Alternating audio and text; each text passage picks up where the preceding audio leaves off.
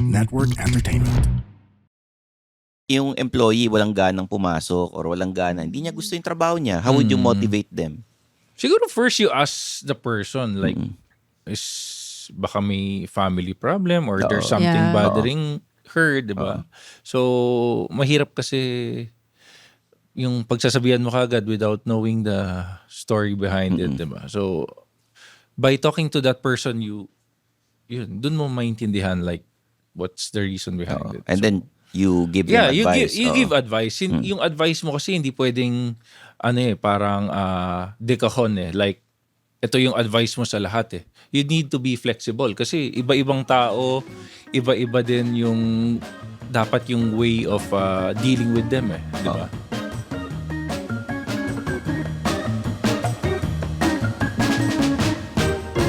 Mga Immortal, welcome to the Underpaid Podcast. I'm your host, Stanley Chi. Ito ang podcast na pro-employee para sa mga Immortal wherein we talk about work-related topics in a light manner na parang nagkukwentuhan lang tayo sa pantry. Kasama ko ngayon si Zar de los Reyes, my co-host. Hello, Zar. Hello.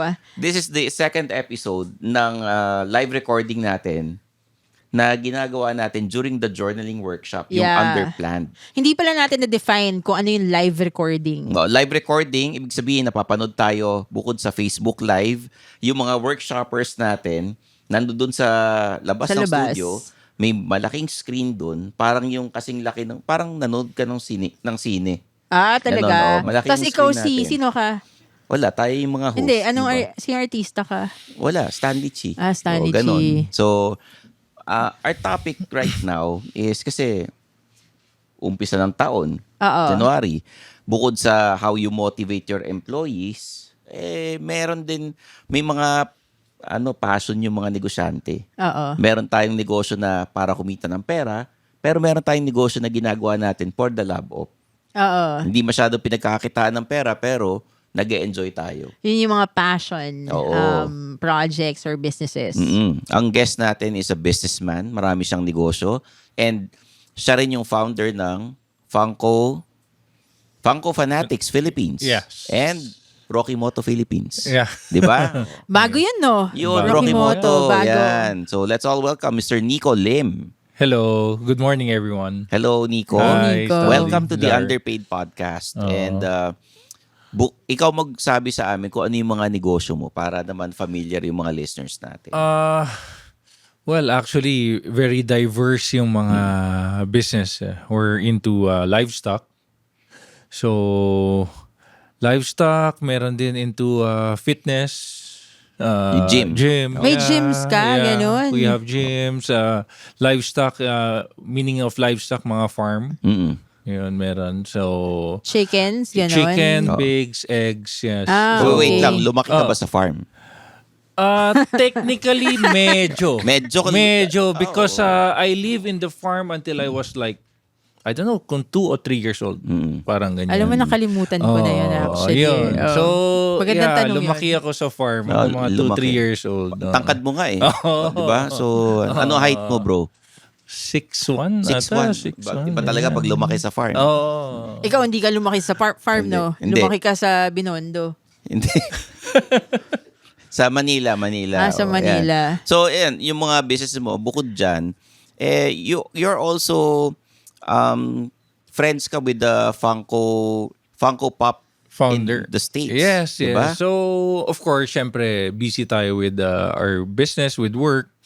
So, sometimes we also find ways to, parang ano yung pwedeng gawin in our free time para, di ba? Hindi lang puro trabaho. Oo. Kailangan may konting time where we can enjoy naman, di ba? So, ito nga, I was able to by chance lang na nakita ko lang sa mall yung mga Funko Pop before. This was like, I don't know, 12, 13 years ago, ganyan.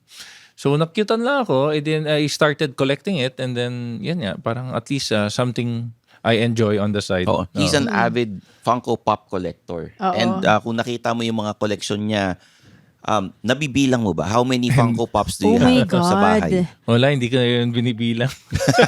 Mukhang hindi mo alam. hindi ko. Oo. Hindi ko alam. Anong main line or sinong characters ang favorite mo? Well, when I first started Funko kasi what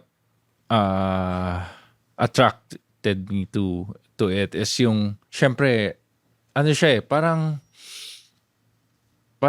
naalala mo yung childhood mo eh. So, I used to collect those yung mga Simpsons, Hanna-Barbera, yung mga Flintstones. Yung mga napapanood natin sa Di ba TV yung mga dati? napapanood mo Yeah. dati, Oo. parang, I think I was in my late 20s noon, ganyan. So, syempre, you make money now, meron kang, di ba, may sarili ka ng pera. May and adult then, money ka yun na. nga tapos biglang, uy, nung bata ako, pinapanood ko to, ganyan. So, parang, you just want something that, parang makes you remember of your childhood. Parang ganyan siguro, di ba? Pero have you ever experienced working for a company? Yes. Yeah, I did for about 3 years when I graduated. Oo. Sa anong work mo dati sa company? So, I'm more into sales and marketing eh. So, I work with a company who started consumer products to eh. So, sa mga supermarket. So, I help out with the setting up of the distribution network sa whole Philippines. So, yun. Ang laki naman It's a nun. good experience kasi I was able to travel to, Zamboanga, Davao, Pwede ba Cebu, namin Iloilo. malaman yung product? Yung product is actually out now eh. Yung Amigo na spaghetti. Tsaka yung mga okay, canned okay. goods, yung corn pork, Ah, ganyan. talaga? So, ayun, when I started, wala pang product nun eh. So, I help out with the registration of the product. Lahat yung parang from the start talaga, from scratch. So, it's a good experience for me kasi, ayun, para kang nag-start din ng sarili mong business kasi wala kang, as in from zero eh. Oh, from scratch. Talaga. Nangangapa kayo. Yeah, Parang, we develop the product, the brand, all. So, Yeah. masaya din. ano to, family business o No, nagtrabaho ka no, talaga sa nag-work lang din. and then you started your own business na, And then, we have our family business. which is the Which livestock. livestock. Yes, Live- and then, of course, being the eldest, so, yung grandmother ko, parang sabi niya sa dad ko, anong ginagawa nung anak mo sa Manila? Bakit nandun nag-work? Hindi na lang dito sa atin. Yan Parang ang pag ganyan, sinabi di ni ba? Ama, Oo, pag sinabi ng ni Lola, Ama, Ah, di ba? pag sinabi Oo. ni Ama yan, kailangan sumunod kayong lahat. Oo, edi wala, no choice. Saan ka So, ba nakatira talaga? Hindi dito sa Manila? sa Tarlac. So, umuwi na ako sa Ah, province. okay. So, Oo, yun. yun. No. Siyempre, sabi, di ba? O pag sinabi ni Ama yan, sumunod wala. kayo. Ano ba Kasi, sinabi ni Ama sa'yo? Gusto ko malaman kung ayokong kausapin eh. Wala na si Ama ngayon eh. Gusto kong pa bang malaman ko? Wag na. Walang oo. sinabi sa'yo si Ama ever? Hindi, meron naman. Kaya lang, bata pa kami Like nun may eh. walang guidance sa'yo? Or... Ang sinabi sa akin, yung parang buweken siya. ano yun? Para walang hiya. Ganon. Yung ba Ganon, no? palagi sinasabi sa'yo Hindi, ni... pag nagagalit, ganun yung mga lola. Yun. Pero, how do you motivate your employees? Kasi ikaw yung pinaka nasa top ka eh. Do you talk to them every year or every month? Na Siguro, meeting ba kayo? it's very important to set an example. Like, for example, when I started in our company, yung sa sarili na, di ba?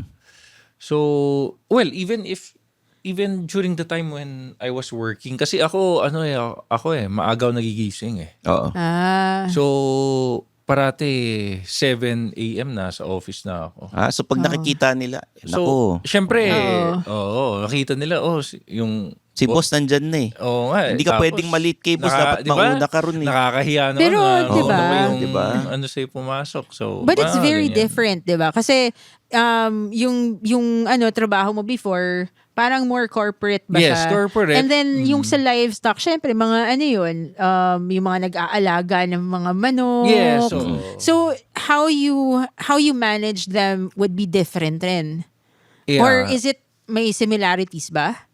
Well, it's very different before when I was working kasi maliit lang yung team namin nun eh. So, and my work is really not like yung 8 to 5 ganyan. So, it's most of the time nasa field din ako. So, I report to the office morning 7 ganyan, do paperwork tapos mag-field na yan. Ganun. Oo.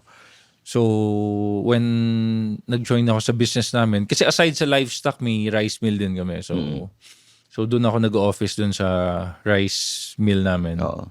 Ayun. So, ayun. Ganun. Doon more on, office. Tapos, minsan visit sa farm, ganyan. May Parang mga HR kayo.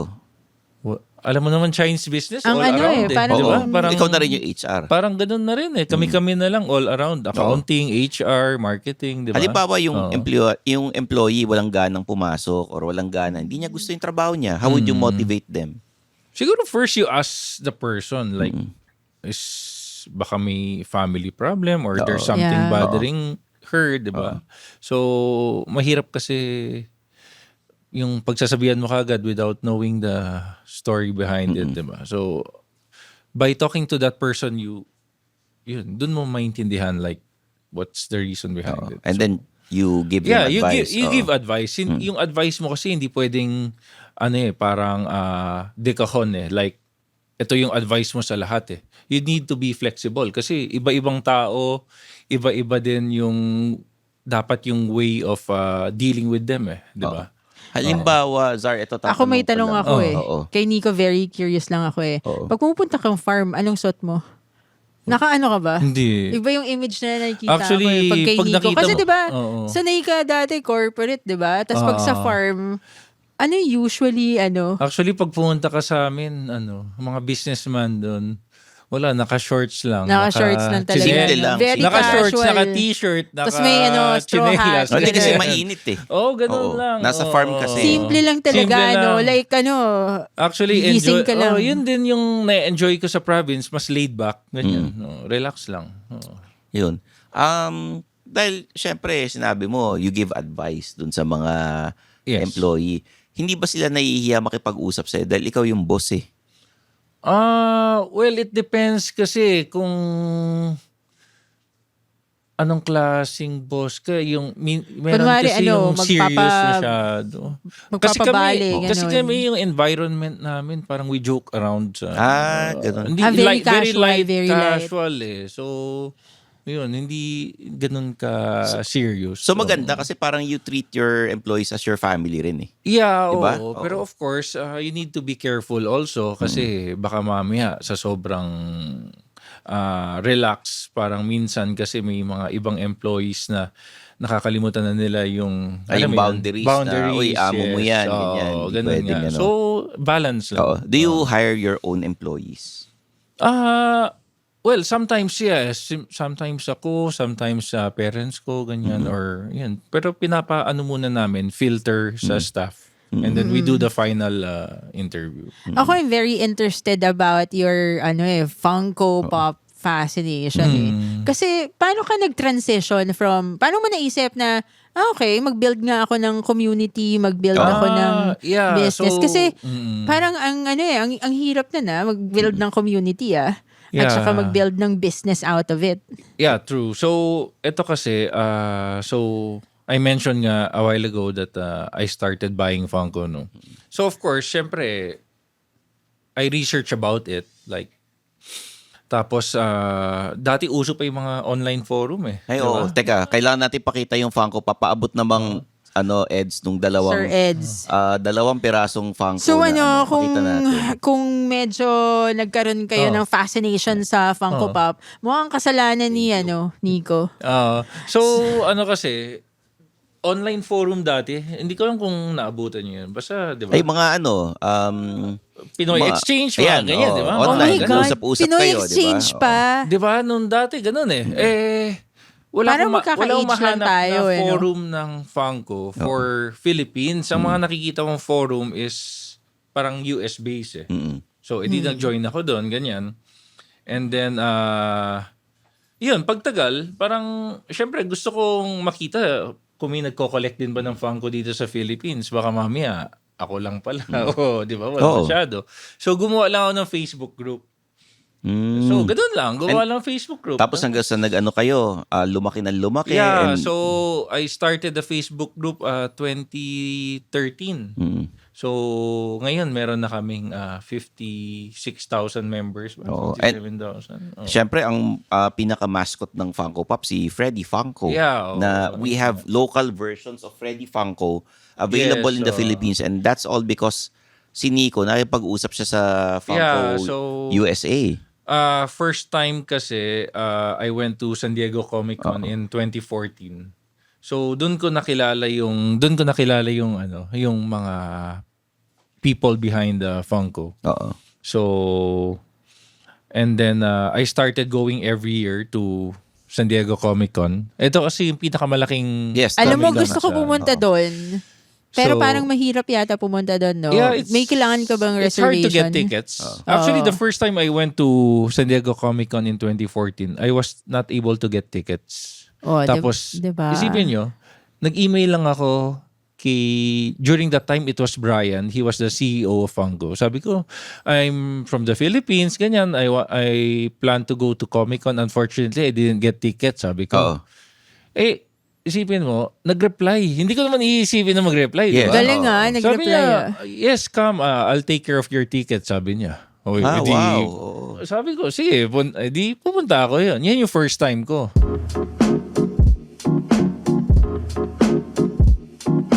Hello, welcome to Walang Edit with Leland Lim with my co-host Judd Gregorio. Hell yeah! This is a new podcast where we talk about funny, unfiltered conversations, talk about dreams, passions, ambitions, fears, Plans of revenge? plans of revenge. Mostly that. Mostly that. So if you want to tune in, this is powered by the Pod Network Entertainment. So listen to us on Spotify. Thank you. So, ang ganda kasi parang very, yun nga, doon ko nakita na how approachable they are and sa mga collectors, sa mga customers nila. Oo. And kumbaga, hindi ka nagpakilala sa kanila na I'm so-and-so businessman. Na ganito. Hindi. Kumbaga, Sabi ko lang, I'm message ka someone lang. from Philippines, nagko-collect ng Funko, ganyan. No, Actually, ang gusto ko simple pumunta. nga lang yung sinabi mo eh. Oo. Kasi wala ka namang toy store or anything Wala para... din. Di ba Oo. kasi Oo. pag yung may message mo yung CEO, Wala syempre parang dapat may toy store ka ba? Oo. Wala din. Di ba? Oo. Parang sinabi mo lang na ano ka, Oo. gusto mo lang ng Funko, At saka, ng during collector that time, ka. wala naman akong mapapakitang group na malaki kasi kaka-start pa lang Oo. nung... Ilan yung members diba? mo nun? So walang 2014, tanong-tanong. wala pa. Wala pa. Parang Ngayon, ganun lang gaano yun. kalaki yung Funko Fanatic Philippines? Siguro, 50 yun nga, plus, 56,000 Yan. tayo. Oo. Na nagkikita-kita tayo. Oo. More than Kasama ka ba dun sa group? Oo. Talagang kasama ka? More than twice a year kasi may mga events Yes, kayo. may And then events sa kami. Christmas may mga parties, di ba? oo. And Ano then yung- kagaya nitong Hoops Freddy na Meron ka niyan? Pinoy version. Oh, meron tayo nito. Sa Toy-Con yan Toy-Con. nilabas. So, Every ayan. time na Toy-Con, may nilalabas na Yes, bagong oo. version. Oo. Ngayon, ang question ko para sa mga nanonood Oo. rin, kung gusto mo ng localized version ng Funko Pop, sa'yo ba lalapit? Kasi Well, yung mga ibang brands oo. like, ako na magsasabi, iyayabang ko na si Nico ha. The reason why meron tayong Darna, Jollibee, 13, Ateneo Lasal, Jose Marichan na Funko Pop, si Nico po nakipag-usap sa Funko Galing. Pop Thank you, USA. Nico. Yeah, nagkataon lang naman kasi, well, pwede naman silang dumiretso sa Funko or sa distributor. Pero, yan nga, siguro because of my close relationship with the people behind Funko, they find it easier to go through me to help them. Like, yung Jollibee, for example, na-mention kasi, well, the first meeting with Jollibee, sabi lang nila sa akin, gusto nila ng a figure na parang Funko. Oo. Parang ganun lang. Papagawa daw ng ganun. So sabi ko, bakit hindi na lang official Funko? Bakit kailangan Oo, but parang Funko lang yung gusto nyo? Sabi nila, pwede ba? Sabi nila, we can try. Sabi ko, tatanungin ko. So, what I did is I emailed yung founder ng Funko, si Mike Becker. sabi ko, Mike, Jollibee wants to do their own Funko, ganyan. Can you help? Sabi ko, paano gagawin? Tapos nag-reply naman siya kagad. Sabi niya, oh yes, sabi niya, I know Jollibee. Sabi niya, sikat nga daw na feature ni Anthony Bourdain. So familiar sila. So yan, that started the Jollibee project.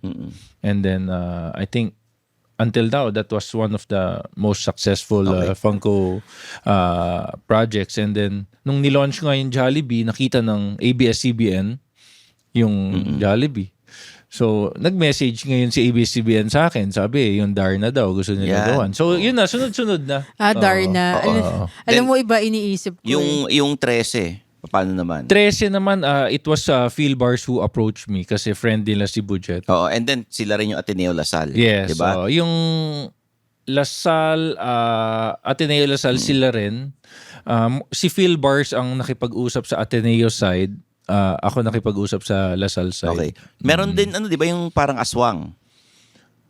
That's yung mga Philippine creatures. Yes, oo.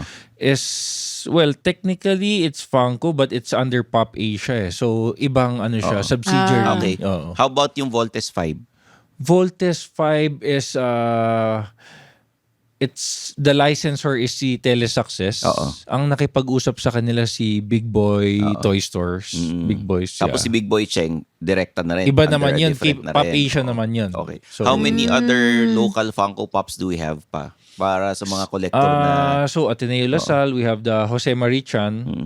Jose Marichan, ikaw na nakipag-usap. Yeah, oo. Kasi during that time, sikat yung mga meme eh. So, si kasi Lisa, yung daughter niya, kilala ko because okay. we did business before together. So, yun nga, tinanong ko siya kung interested ba yung dad niya. Well, una is hesitant kasi sabi ni Uncle Joe, baka gawin siyang katatawanan daw. Nag-worry siya. Tapos pinakita namin mga ibang Funko ng mga singers like yung may Beatles, may Michael Jackson, sabi diba? niya, Nag-iba niya. sabi niya, at least yun na. Pero alam ba niya? Alam ba niya kung ano yung toy? Well, nung una hindi. Hindi niya alam. Yeah, so nung pinakita na namin yung Beatles, yung mga Michael Jackson, nagets na niya, so pumayag na siya. And then, habang dinidevelop yung Funko niya, it so happened na nag-US din siya. So, in-invite namin siya pumunta sa Hollywood Funko store. So, nice. nag-enjoy siya. Okay.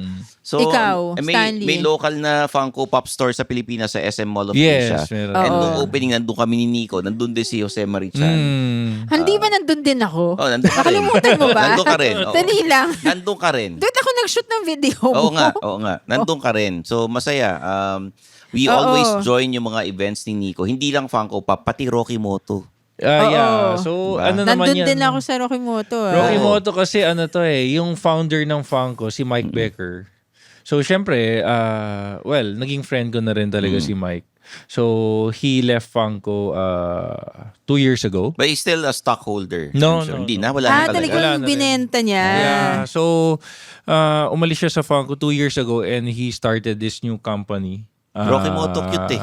Oo. And then, of course, syempre, cute kaibigan ko si Mike. So, I try to help him as much as I can to, to also promote his new collectible. Ikaw, bilang friend mo si Mike, do you still collect Funko Pops? Dahil, syempre, may Rocky Moto Philippines na rin tayo. Well, I think same with other Funko collectors. Ngayon kasi nangyayari is mas pinipili na ng mga collectors what they buy. Like, siguro before, bibili nila lahat, di ba? So ngayon, pipiliin Ngayon, na lang. Ano ba kung anong talaga gusto yung nila. line na gusto mo lang? More into NBA ka lang ba? Or anime? Or even anime, it's very broad. So, pipili lang talaga sila. One Piece lang ba? Demon Slayer? So I guess, like ako, nagiging medyo ganun na. Yung parang, you just choose like, ano talaga yung gusto mo. Kasi nga, isang problem din ng collectors is the space. Siyempre sa bahay, punong-puno na. Diba? Parang, tama. Tapos, papagalitan na ako, bili ka ng bili, saan mo lalagay Gusto ko nga yan? yung maliit na lang eh. Oo. No? Ato may tanong ako. Kung si Stanley gagawing Funko Pop, Oo. Anong itsura niya dapat? Sige. Anong Di ba ito? Yan ba? Di ba ito na yun? Salamin, Itiman lang pwede. yung buhok tapos papalitan lang yung mata. Gagawin Hindi, singkit, anong oh. gusto? Oo, ganun So, na yun naka-statement shirt, Oo. pa? Hindi naman siya naka-statement shirt eh. Hindi, Funko. Ayun. Wala pa ba? Wala pa eh. Gawin na lang natin ng Funko Pwede. Pop to. Pagawa natin. Tapos anong sa style kay Stanley? Wala, ganyan lang. Yan na yun. Oh, ganyan. Tapos Naka-t-shirt. may beads, ayun o. Eto, relo, nasa yan. kanan. Actually, dito ganon. sa Philippines, ang daming very talented na nagko-custom Nagko-custom, Funko. eh. Oo. Oo. Even yung mga taga-US, dito pa nagpapa-custom ng Funko eh. Okay. Yung iba, Oo. kasi magagaling talaga artist dito sa atin. Hindi, Oh, bebenta okay. natin. Hindi, Actually, bebenta natin. I already went to Funko office in the US. Oo. Ang daming artist doon, Filipino. Ay. galing. Oo. Pero kunyari, a company wants to have their own Funko Pop. Kunyari, mascot ni ganitong company. How many Funko Pops do they need to order? And what is the process? May Magkano sa tingin mo MOQ yung ba? gagastusin nila? It depends on the negotiation but the standard is around maybe 25,000 pieces. Pieces. Oh. Konti lang pala. Oh. Hindi, magkano yun? Times 700 mo yun. Yeah, Ganun ba? times 700 tapos i-less mo yung wholesale, siguro wholesale price yun makuha, di ba? So Wholesale prices, magkano? 500? 400? siguro Yun. mga ganyan. ganon, No. So pero malaki pa rin Malaki kasi pa rin. 25,000. 25,000. Pag Rocky Moto naman, Ganun Rocky din. Moto, Mas mura. mas flexible si Mike ngayon kasi it's a new company. bago pa lang. So yung mga ibang companies na gustong magpa-customize or Pwede. magkaroon ng sariling Rocky Moto, mas madali. Pwede, oo. Alam ko, kung hindi ako nagkakamali, 3,000 Uy, pieces. not bad. 3,000 pieces. Yeah. Kasi So, yung Rocky Moto, it's Okay very na rin, cute. Para okay siyang na rin. nasa loob ng cup noodles. Pagbukas mo, sayang, blind wala box. akong dalang sample. Yung ba yung yung Snoopy? Yes. Yeah, yung Oo, Snoopy. yung Meron tayong Snoopy. local nun eh. 3,000 pieces is not bad. Meron ako ng Snoopy. Yeah. So hopefully matapos namin yung unang project with Rocky Moto because we're doing one with Pickup Coffee. Wow. Pick up coffee. So, ano Kita yung nyo itsura naman. nun? Mas-share mo ba? Hindi, kape. Kape? May Kape? pinakitang, wala ka kasi nun eh. Wala. Yan, Wala ako kasi... nun. event. Oo. okay. May Yun pinakita ba yung, kami mga Oo. concept art. Yung ba yung dun sa Pickup Coffee Yes, sa event Vertiz. sa... Sa late Vertiz. kasi ako nun. Binigyan niya ako ng poster. Yeah. Yun. Pati ikaw may poster, diba? Pinaframe ko na eh. Yung sa akin. Pinaframe Kasi ko. late Pinirman ka. ni Mike Becker. Ay, hindi ka nakapunta. Traffic ata. Oo, na-traffic ako. Na-traffic. Ayun. I was at an event na motoring. Tapos Ayan, na-miss out mo. ginawa sa Alabang.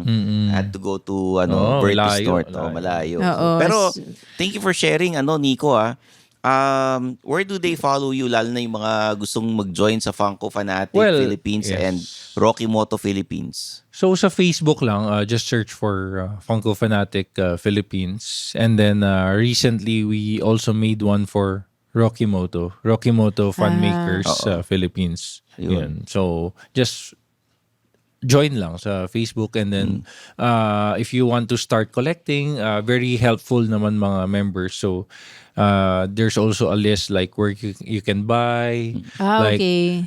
because lalo na Funko, madaming fake ngayon. Kasi medyo sikat na eh. So madaming fake. So at least the group also can help you guide like where to buy. Diba? Are you an out-of-box collector o talagang hindi mo binubuksan? Kasi ang Funko Pop, Ako, importante yung box eh. Pagka medyo na-UP ng konti, Yeah. Yun yun nga, when I started collecting like 12, 13 years ago, hindi ganun kaarte sa box actually yung mga collectors eh. Ngayon ang nagiging medyo maano sa box. Oo. Ako naman, I don't mind removing it from the box kasi basta maingat lang yung pag-open mo kasi Sa ilalim. madali Dito, naman diba? ibalik eh. Sa Madali, ilalim yeah, dapat. oo. Oo, tapos usually may protector. Kasi ako gusto kong nilalabas dahil I like to take pictures bakit eh. sa ilalim? Oo, sa Bakit ilalim. Kasi pag ilalim? dito, madaling ma-damage. At Pwede least rin dito, naman. At least Pag hindi halata. na-damage, at least yung damage na sa Hindi ilalim. halata. Yeah. Oo, tapos may protector. Pag may protector, mas mahirap buksan. Yeah. Oo. Oo. Yun. Kasi palagi binigyan niya ako ng yung kay Jose Marichan, di ba? Ikaw Hindi, kasi nag-order. nag-sign. Oo. I had a show, an event na ako nag-host. ang performer si Jose Marichan. So, dinamay na niya ako. I asked the suppliers na you have to order Jose Marichan Funko Pops, let him sign it. Yes. Tapos para tayo pang Christmas gift. Ganoon. Naka 10 reminders ako tungkol sa box. Oo. Mga ganun. Yung para kailangan may basta, ingatan. Zara, yung box yung box daw. Yun ang importante kasi yun yung may pirma ni Jose Marichan. Diba? Actually, may pirma nga ni Jose Marichan yung akin. Ayun, huwag mo ibebenta sa eBay yun ha. Pwede ba? Magkano ba? Huwag mo ibebenta yun. Magkano pag binenta? Hindi ko alam tumataas value nun eh. Yes, kasi Jose Marichan one-time run lang yan eh. Wala na siyang... Hindi Ayaw na niya. Wala na. Yun. It's still so for sale, limited diba? edition Yeah, pala. meron pa. Konti na lang. You can contact Funko Fanatics Philippines and Rocky Moto para sa mga request ninyo. Pero thank you, Nico, for guesting. Thank you, Nico. Zar, eto mga Funko Pop na to, i-announce ko na ngayon, ipaparaffle natin sa journaling workshop ng Underplan. Ilan ba yan? 2 box ang May pinili dalawang 12 eh. Wow, ang dami. Sabi nga ni Stanley, 5 lang daw eh. Yun. Uy, thank you So, eto, Freddy Funko. Sa mga nanonood ngayon sa Spotify, sa YouTube ng The Pod Network, yun. Pag nag-join kayo ng workshop namin, marami kaming mga sponsors and one of them is Nico Lim. Maraming salamat. Thank you so much. Funko Fanatics Philippines. Please follow Nico sa social media. Nico Lim, Instagram. Yan. Tapos join the Funko Fanatics Philippines na Facebook group, Rocky Moto Fun Makers Philippines Facebook group.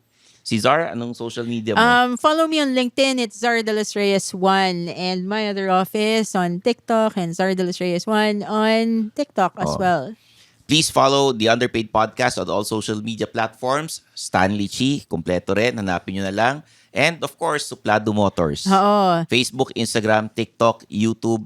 Lahat ng mga latest na reviews sa pagdating sa sasakyan. Ilalagay namin At dyan. saka malay mo, in the future, meron tayo ng Funko Pop ng Suplado Motors. Tapos si Stanley yan nandun. Nakasakay sa... nakasakay sa... Anong sasakyan gusto mo? Ayan, sige. Sige, anong sasakyan gusto mo? Depende sa gusto mag-partner na car brand. Depende. Mag-uusap na lang kami ng mga car brands. No? Tapos nakaganon ako. So guys, maraming salamat. Ayan ito, second episode pa lang. We have 2 more to go. For Nico Lim, Zar de los Reyes, I'm your host, Stanley Chi. This is the Underpaid Podcast.